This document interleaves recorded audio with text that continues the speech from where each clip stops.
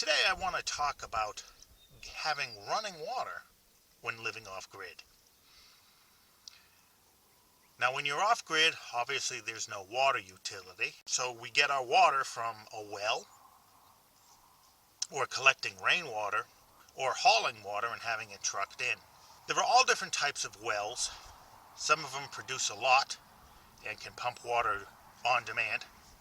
Others, like out here in the desert, are very deep and really only produce a trickle, so that water is pumped into a holding tank, and then that holding tank is pumped into the house for daily use. So once you have a holding tank, it's really no different if you fill it from the well, or rainwater, or from a truck. That water is not pressurized, obviously, and to have running water you need water pressure. My name's Joe, and I live here off-grid in the high deserts of Arizona, and this is my channel, Off-Grid Solitude. And on this channel, I share my experiences of living off-grid and any of the random thoughts that come into my head as I do it. If you like this video or this type of content, please consider liking and following and subscribing and sharing it with others because it really helps out the channel. One way to get pressure is by using gravity. You can have your holding tank way up in the air, and gravity itself will provide your water pressure. This isn't recommended or practical really. To get any decent water pressure, you're talking 30-40 feet in the air. There's really no need to put in the expense to build a tower like that. If a simple 12 volt or 120 volt pump will work probably even better. Now my RV is very old and it has a unique little water system. There's just a pump that you'll switch on when you want running water and switch off when you are done with it. That's a great little low-tech system. You just wire up an electrical switch somewhere near your sink and in your bathroom, and when you're ready to use your water, you just turn it on. It's probably not a good idea to leave it on with the faucets closed because the pressure will build up and it eventually wear out your gaskets, and you might spring a leak somewhere. So I would recommend, flipping it on right as you need it.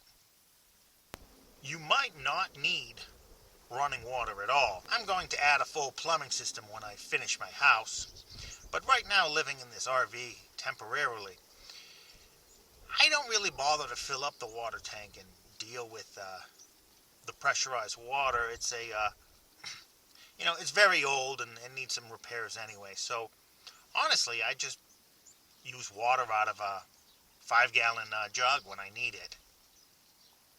I don't use much water at all. So you may decide you don't need running water either. The county, just about everywhere across the country, wants a septic system, and they want, a toilet. So you'll need water for that. But a toilet doesn't need running or pressurized water to flush. You can fill the tank on the back from a bucket, and the toilet will work as normal. And honestly, you don't even need that tank in the back. A toilet will flush just by pouring water straight into the bowl. It all drains down. I had to do that for a while when the back of my toilet cracked. That porcelain is very fragile, and if your bolts rust a little bit or your rubber gasket expands a little bit, it'll crack that pretty easily. The next step up from a pump with a switch would be an on-demand system. And that works very similarly. It's just a simple water pump connected to a pressure switch. So the pump turns on when the pressure drops too low, and it turns off again when it rises up to whatever you set it at. To keep the pump from flashing on and off, and burning itself out, a pressure tank is added. Now this is just a tank that holds water and it has an air bladder in it. And that air bladder is what helps keep the pressure. You can also get the whole thing as one unit. I think Harbor Freight sells one. It's called a shallow well pump. And this only has a 4 or 5 gallon tank. So it's for So it might be good for one person, limited use. If you have a family or several people living there, you'll probably want to go up with the 20-gallon tank. Technically, this tank could be placed anywhere in your system, but it makes a lot of sense just to put it as close to your pump as possible. That'll avoid the water flowing in the wrong direction or not flowing at all. Some of these pumps are labeled as self-priming, but I find that's not really true, and they usually need to be primed. So when designing your system, give yourself access to this pump. You may need it. To prevent that from happening, a check valve can be put between the pump and the tank. That'll make sure that water doesn't drain back into the tank and the pump runs dry. Water sitting in a tank for a very long time can get fouled up a little bit. If you're collecting rainwater or from lots of other places, dust can end up in this tank, so you might have a little grit in there at the bottom. Algae may start to grow. The tank needs to be cleaned now and then, but it's also a good idea to put a filter just to prevent wear and tear and abrasion on the pump and the rest of your water system.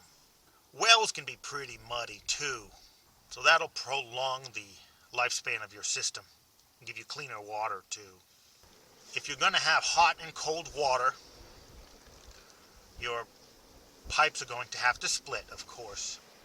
So it makes sense to put your pressure tank and your water filters before that split.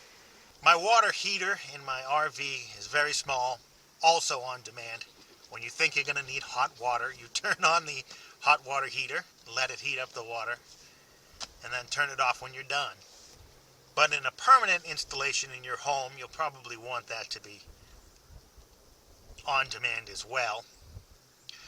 Off-grid, they'll probably be propane-based. And that's it. It's pretty simple. Those are the basics. I would recommend keeping it as simple as possible. Water can do strange things. For example, we had a sprinkler system many years ago. We had the hose or a pipe connected to 4 offshoots, and then that pipe was capped off. When we turned the water on, no water came out of that first outlet. Second, third, and fourth all had plenty of flow, but that first one had nothing. So we unscrewed the pipe and looked to see what was happening, and we could see the water was just rushing by and not coming out. So I guess it was causing some sort of a suction. So that just shows us that flowing water can be unpredictable at times. So start simple and upgrade as you go, and that'll help you troubleshoot any problems. Thanks for watching. I hope you found this video helpful and interesting. I'll see you next time.